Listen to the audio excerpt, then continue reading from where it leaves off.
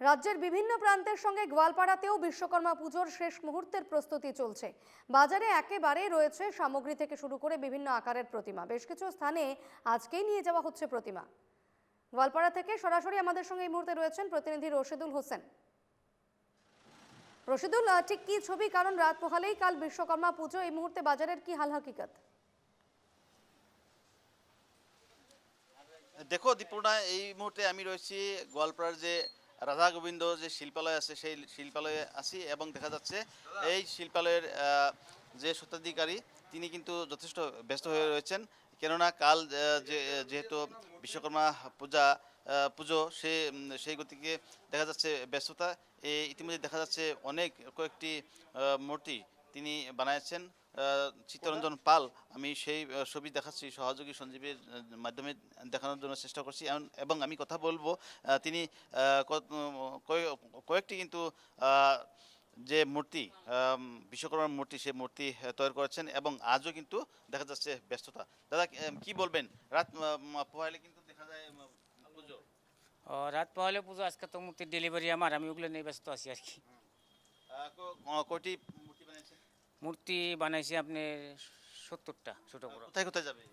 কোথায় কোথায় আমাদের আপনি যাবে, শোলমারি যাবে, আগিয়া, তারপরে পাওয়ার হাউস, রেলওয়ে, এগুলি যাবে লোকাল বড় বড় মূর্তি আর কি। ব্যস্ত আপনি? ব্যস্ত মোটামুটি 1 মাস থেকে ব্যস্ত আছি বিশ্বকর্মার জন্য। কত টাকা মূর্তি আপনি 1000 টাকার থেকে 6000 7000 পর্যন্ত আছে দাম আছে। কোথায় কোথায় যাবে?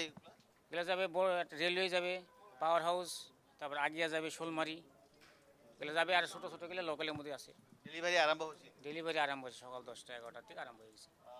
দেখানোর জন্য চেষ্টা করেছি সহযোগী সঞ্জীবের জন্য মাধ্যমে আমি দেখাচ্ছি।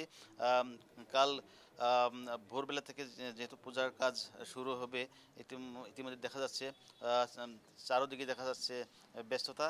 কি পূজার আয়োজক এবং কি শিল্পীরা সবই কিন্তু ব্যস্ত দেখা যাচ্ছে। আমি সরাসরি এনকেটিভি বাংলার দর্শকদের গোয়ালপাড়ার পরিবেশ দেখাচ্ছি। গোয়ালপাড়ার বিভিন্ন প্রান্তে কিন্তু যে বিশ্বকর্মা পুজো, সেই বিশ্বকর্মা পুজো অনুষ্ঠিত করা হয় এবং কালও এই পূজা অনুষ্ঠিত করা হবে, যার জন্য দেখা যাচ্ছে সবাই ব্যস্ত হয়ে রয়েছে।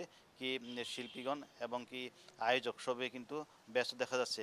ইতিমধ্যে দেখা যাচ্ছে যে পুজোর জন্য এই যে মূর্তি, সেই মূর্তি কিন্তু এখনই নিয়ে যাওয়া হচ্ছে।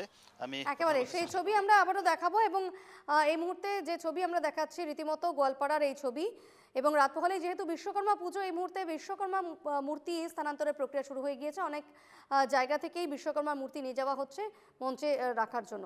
সরাসরি কথা বলছিলাম, প্রতিনিধি রশিদুল হোসেন ছিলেন আমাদের সঙ্গে। রশিদুল, তোমাকে ধন্যবাদ।